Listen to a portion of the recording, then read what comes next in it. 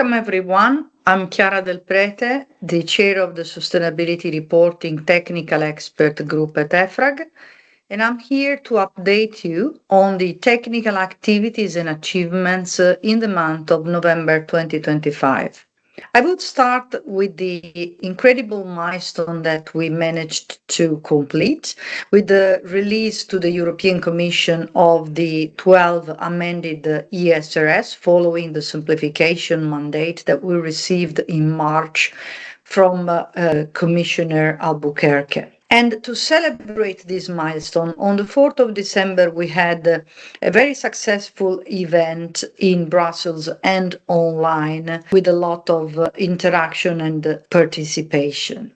I will also mention that this month we were honored at ISAR 2025 ceremony in Geneva for our VSME Sustainability Reporting Initiative, the voluntary standard for companies with less than 250 employees. The prize was in particular justified by the innovation of our work with the introduction of a digital template able to convert into an XBRL dataset without the intervention of experts, and also in general for the proportionality and flexibility of our voluntary standard for these small companies.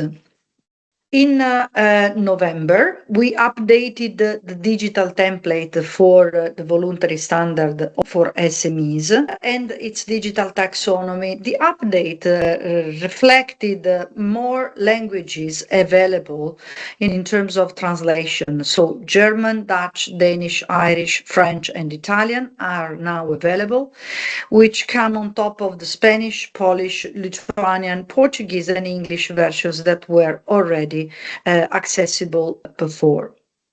We are also completing a report, which we will issue before the end of this year, on the market acceptance of the voluntary standard for SMEs, to have a sort of starting point for monitoring the increase in acceptance also in the next periods.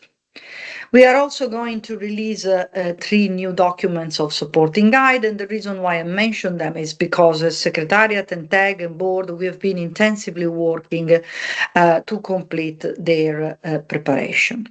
Moving to cover the subjects that took our decision-making bodies busy in November, we had a joint meeting of the TEG and the board on the 6th of November, where the Secretariat presented the feedback from the surveys analysis on the public consultation of the exposure drafts for the simplification.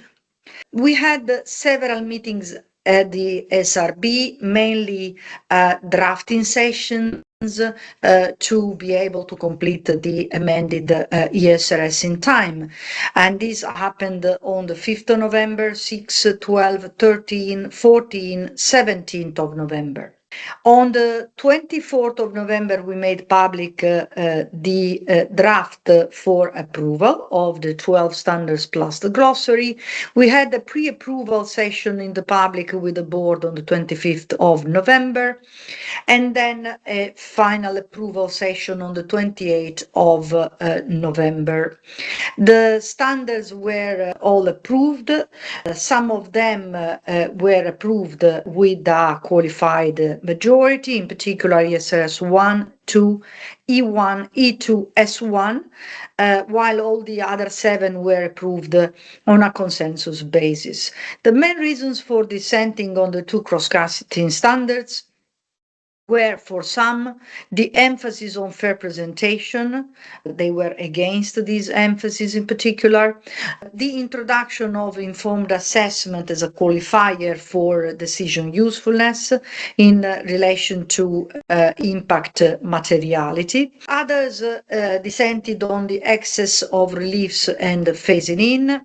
Others on the mandatory nature of quantitative disclosure of anticipated financial effects after the phasing in.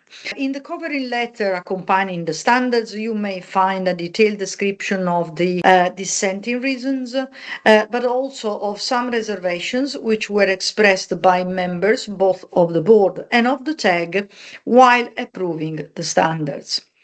A similar agenda characterized the meetings of the TEG this month.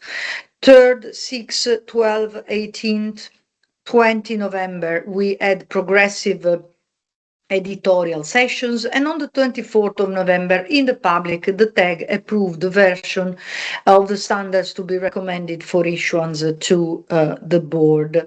Similarly to what happened to the board, the TEG had an approval based on a qualified majority for ESRS 1, ESRS 2, E1, E4, E5, S1 and G1.